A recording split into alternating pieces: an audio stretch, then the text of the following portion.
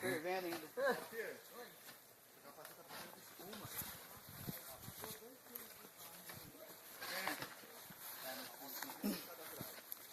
Se tivesse outro lá em casa hoje, a gente tinha vendido a gralho. Bloqueado lá no meu.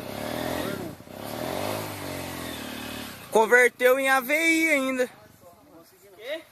Se tivesse óleo lá em casa, a gente vendia gralho hoje. Que isso fervia. O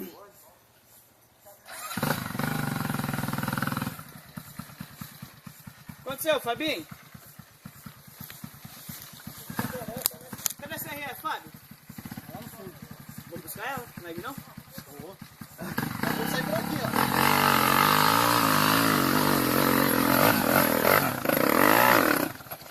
Ô, bicha brava!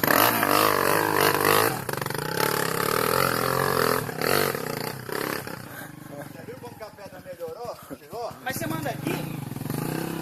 Quem tá vindo ali? É, João! Não, João não.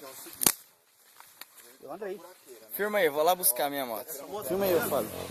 Aí depois vai ter que tirar aquela pedra.